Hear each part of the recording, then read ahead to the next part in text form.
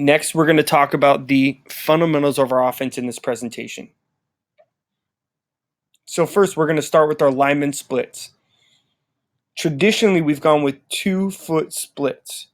Last year, towards the end of the year, when we changed our offense, we went to 1-foot splits. Okay, our thinking when we went 2-foot splits is that we wanted to spread the defense out so that we can create bigger running lanes for the quarterback and the tailback. What happened towards the end of the year is that we had to change our offense and rely more on our run. So we knew that we were going to be more physical, and larger than all the teams that we were facing. So we said, okay, let's cut our splits down so that way it concentrates the defense, it brings them closer together so that we can use our advantage.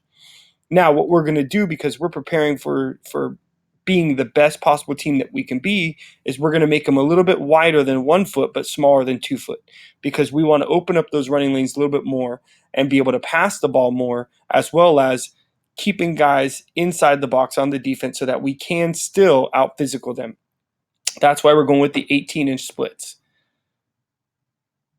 Next, our huddle alignment. We're going to call it the arrow huddle alignment. And we call it that because from the top, it looks like an arrow.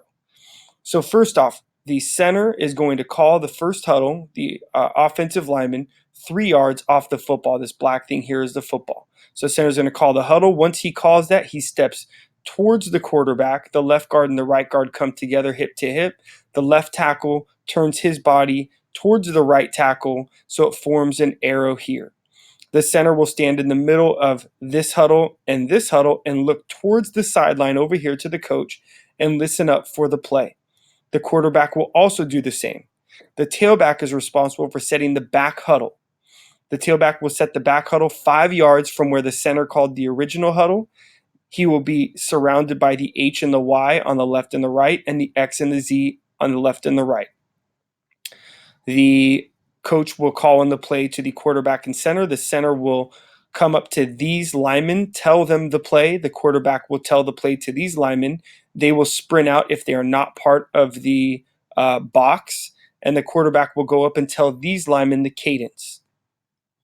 And we will snap the ball very, very quickly after we break the huddle. Next, we have our play call protocol. Now, this is a really complex play. Okay, Ultrazam Pro Ham I-16. This is going to be a play that we run later down the road.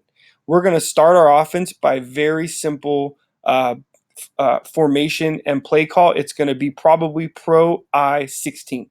You can bet on the first day when we start installing plays, it's going to be Pro I-16. All this other stuff is added to confuse the defense. But just so we're clear, the first thing that will be called if we go long will be the unbalanced call, okay, which is ultra and uber. I'll get to that. The next thing is going to be the shifts that we incorporate into our play, and that's going to be like Zam, Yam, other plays like that. This is the formation alignment. I'll go over those in a later presentation.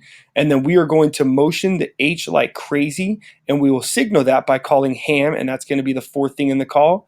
And then finally, we have our actual run or pass play. And an example here is we have our run play, which is power right, play 16. Our position names are very simple. Q quarterback, H is our tight end / fullback / running back / receiver. These guys, the H are usually our most athletic guys. The tailback is our tailback, our best running backs. The X is going to be our split end, or when we call bigger formation, a tight end, or even a lineman.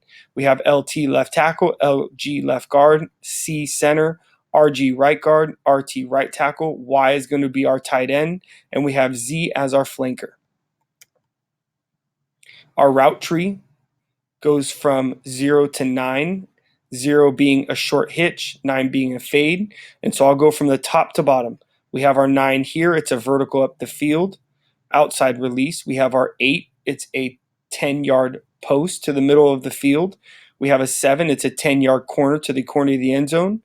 We have a 6, which is a 10 to 12 yard dig or in. We have a 5, which is a 10 to 12 yard out. We have our 4, which is a 10 to 12 yard hook. We have our 3, which is a fade to 13 yards breaking outside at 45 degrees to the sideline, which is our 3. We have our 2, which is our 3-step slant. We have our 1, which is our speed out. And we have our 0, which is our 7 back to 5-yard hitch. A gun call. Okay, we are changing things. We are no longer going to go al and air as of right now. We are going to insert a pistol style of shotgun. So gun automatically alerts the center and quarterback that we are going to be running the play out of pistol. So when you hear gun, you know quarterback has to step back to 4 yards. Tailback's going to be at 7 yards like regular. Gun, you can see our tailback lines up here. Heels at 4 yards for the quarterback. Heels at 7 yards for the tailback. And the pistol gives us an advantage because we can run our zone plays both regular and we can run zone read out of it. Don't worry too much about that. We'll get to that when we start installing gun.